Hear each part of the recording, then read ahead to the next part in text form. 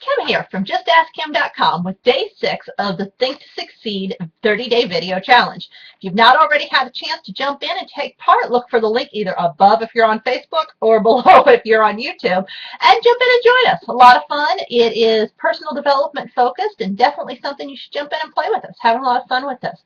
For day 6, the topic is, how do you increase positivity within your network of friends, family, and coworkers? And this is kind of what I kind of fall over, because for me, I'm not the most positive minded person. I'm a little straight, a little blunt, and sometimes quite a bit cynical, but I try to keep things upbeat. I really do. I try to to mix up things, to make sure that if we're talking about serious stuff in one thread, that later we come back and we share a laugh.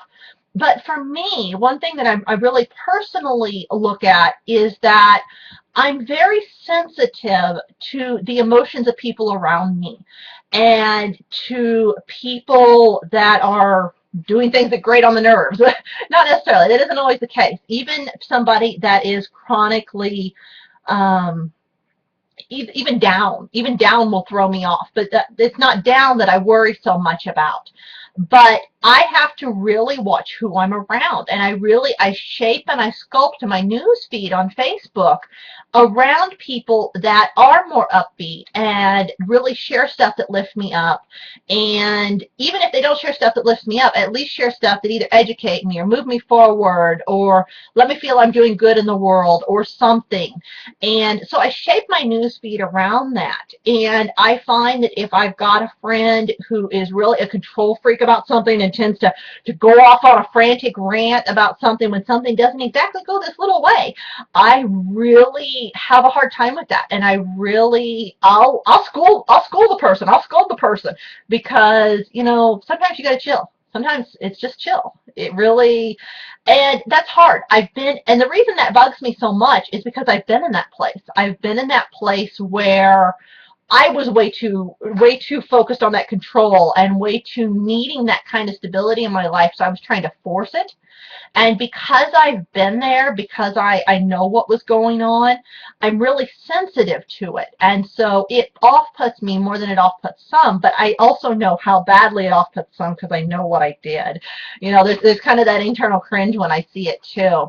And then the same is also true when I have friends that are constantly upset with the world, upset with their life, upset with their kids. I've got one friend who I think hates her kids and her husband.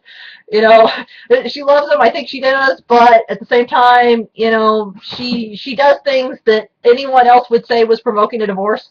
So, those are people that I tend to suppress in the news feed. I tend to push that down, and then I look for people that are more upbeat. I look for people not that are always sunshine and happy and perky and all that kind of stuff, because that can be just as annoying, because a lot of times it's fake. But, people that I enjoy my time around. And so that's what I do to increase it within my own network, is simply by shaping who is within my network and by choosing the people I associate with, and not necessarily disowning the people that are pulling me down, but I do back away from them. And that lets me control who's in my environment, and that lets me have a more optimistic outlook on the world, and that lets me, have a news feed that I flat out enjoy. And it helps keep Facebook a really enjoyable place for me. And so that's what I do for keeping my network more positive.